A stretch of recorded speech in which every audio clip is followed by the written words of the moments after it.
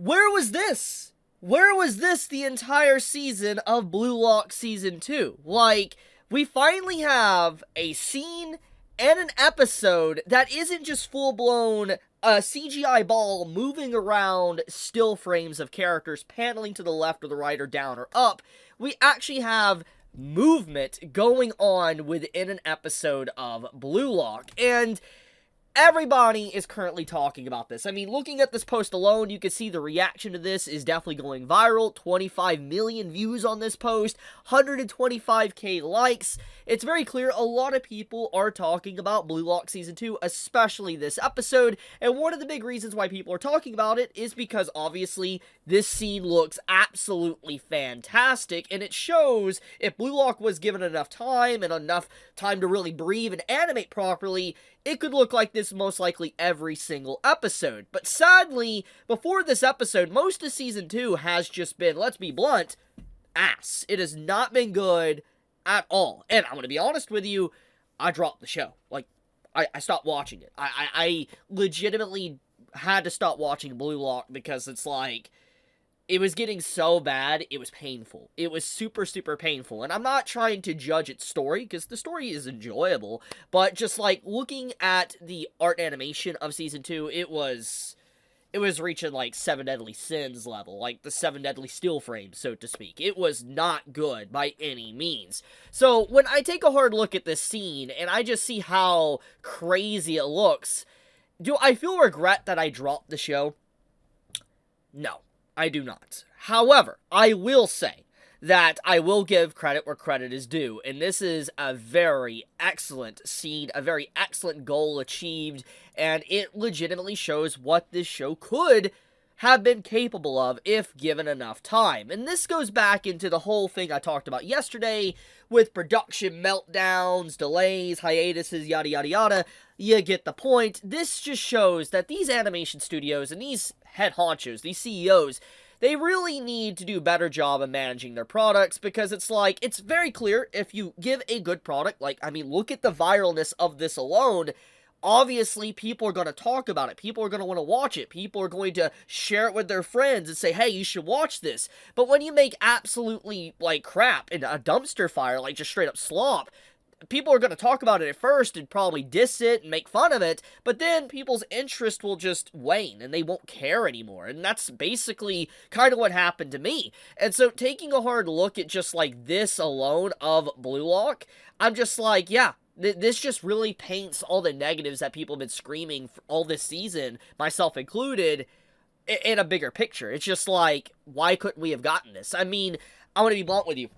After seeing this episode, like the sequences from this episode, don't even make a Season 3 of Blue Lock. Just reanimate Season 2. Like, I'm sorry. You gotta go back to the drawing board. You gotta start over. You gotta start from the very beginning. Because it's like, the damage that has been done to the anime product. Like, I'm just gonna be blunt. Like, regardless of how gorgeous this scene looks, how gorgeous this episode was, it does not disregard the absolute dumpster fire that Blue Lock Season 2 has had.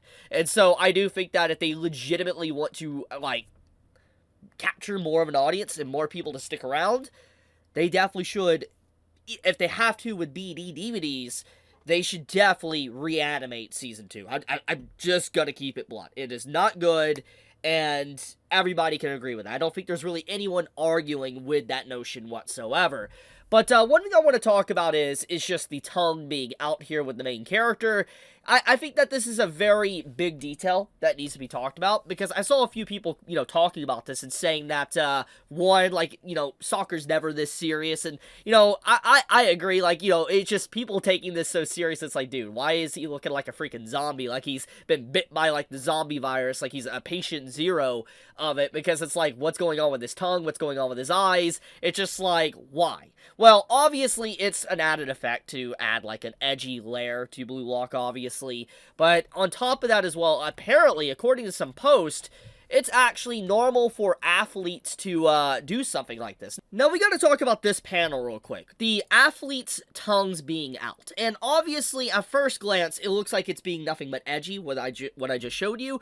But apparently, there is a panel that talks about how athletes, you know, their tongue, you know, actually goes out of their mouth when they're in a state of, like, relaxation, deeply relaxed, and like pretty much in the zone, so to speak. I know everybody that probably has heard somewhat of sports, or you participate, let's say, even in sports anime or manga, has heard about characters getting into the zone. And it makes sense for something like that to happen. Now, I want to be honest with you, I am not a sports watcher. I don't watch, like, football, soccer, baseball, anything like that. I am not someone that really watches sports, so I can't give accurate information if this is completely accurate or not.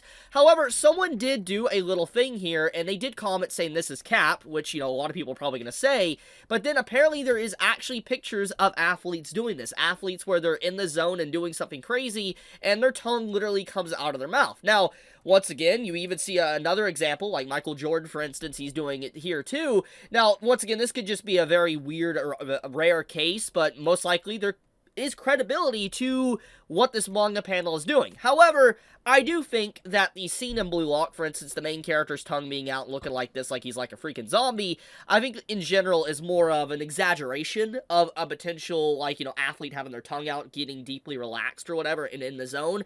It's clear that Blue Lock is just amping that aspect up to 11 and just making it look, just intense. That's what it's for. There's nothing wrong with that. It's just anime logic. It can be weird, it can be edgy, whatever it wants to be. It's an anime, bro. I mean, this man's got, like, demon eyes going on, so it's just like, don't take it too seriously, but there is some credibility to why the character is actually doing that.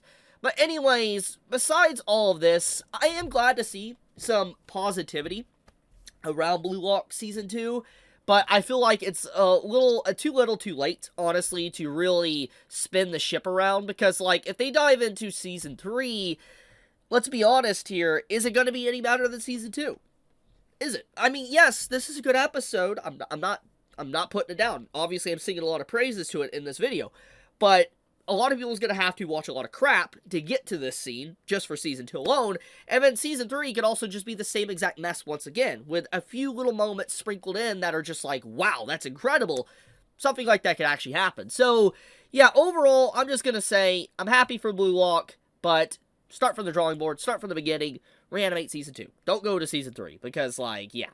But if, for real, though, I doubt that's going to happen. If I had to take an educated guess, they're going to try to make a Season 3. Hopefully it's better, but we shall see. However, at this point, I think if I was to get back into Blue Lock, I think I'd read the manga. Like, I don't think legitimately the experience of the anime is worth it, because it feels like it really undermines and degrades the quality of what the series is trying to offer within the Blue Lock manga. So I do think that if you're trying to get into the series, if you're going to watch it, watch Season 1 and then dive into the manga. Because that's literally what it seems like to me the best way, or the alternative to get into the show. But oh yeah, I'll leave it at that. I wanted to talk about this. I've been seeing a lot of conversation around it. I've been seeing the image of this man's face all in my feed, and I just want to say that, yeah, Blue Lock surprised everyone. Good for it. Anyways, I love you guys. Be safe, stay healthy. Chibi out.